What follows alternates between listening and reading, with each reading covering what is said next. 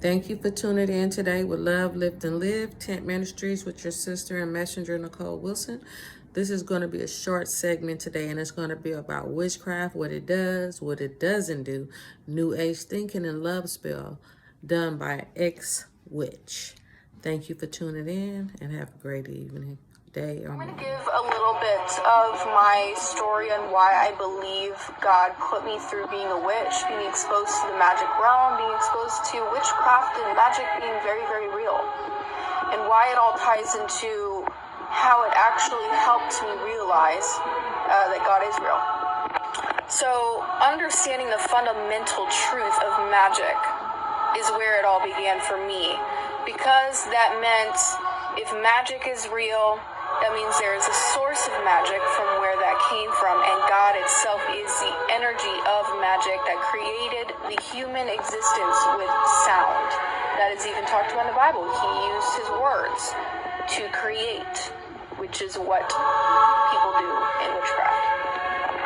But doing witchcraft is playing God's game, like playing God's role, so that's why I don't do it anymore. So I'm going to give real. A lot of people do not want to believe in Satan because it's a hard pill to swallow. Okay.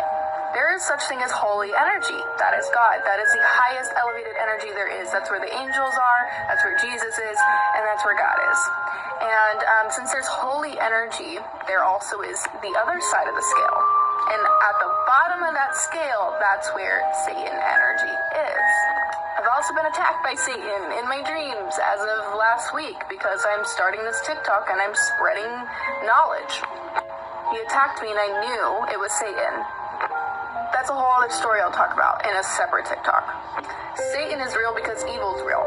Look at humans and what they do on this earth. And these evil things are so evil. Like, I'm not even going to say what they are, but I'm sure you can do your research and look into satanic cults and what they do. Look into adrenochrome. Look into all that crazy shit. Difference between deities, gods and goddesses, and God and Jesus. Deities, they're sin-stained. I know people hate that word, okay, but hear me out. They're human-like. They're human-like. Look at Greek mythology. Look at the way they are. They're driven by lust, greed, beauty, looks, money, human things. They're very human-like. They turn on you. They get angry at you. They get pissed at you. They're not higher, elevated light beings. They're not Holy Spirit. You can't match it. And you shouldn't go to them. It's like going to a crazy friend, you know? Going to a friend, a human, for advice when you can go to a higher, elevated being or your higher self who is egoless, who you're like, you want to tap into your higher self? Go to your higher self and God. Because, yeah. Prayer. Prayer is going to God and saying, look, I'm human. I don't know what's best for me, but I do want this thing. And if you give this to me, then obviously it's in your will. Manifestation is demanding. Prayer is asking. Manifestation is, I already have this thing. It's my way or the highway. I have to have this thing. I have to have control because I can't let go of my control. I'm living in fear because I fear that I won't find better than that thing if I don't get it. So I'm gonna get that thing. I have to get that thing. And you're kind of missing the whole point. We're not meant to be in control.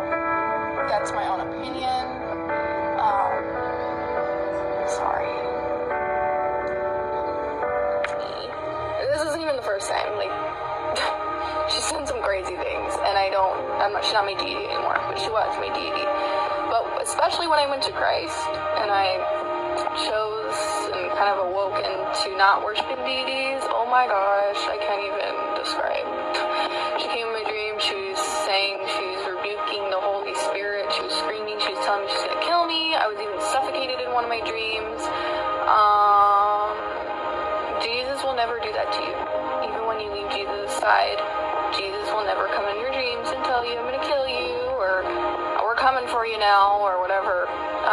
That only happens with deities, because deities have sinful nature. They are a lot like humans. They have anger, lust, greed, ego, all that. So. Also, when I was put under a spell by my ex, who I didn't want to be with, it forced me to go back to him, and it was not my choice. My free will was taken from me. Like, I couldn't think my own thoughts. There was no sense of logic.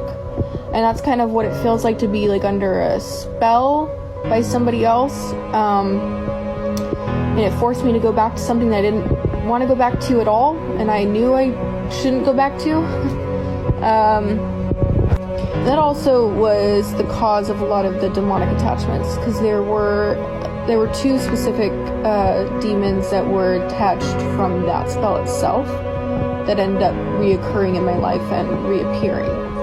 There were also paranormal things happening during that time when I was under a spell.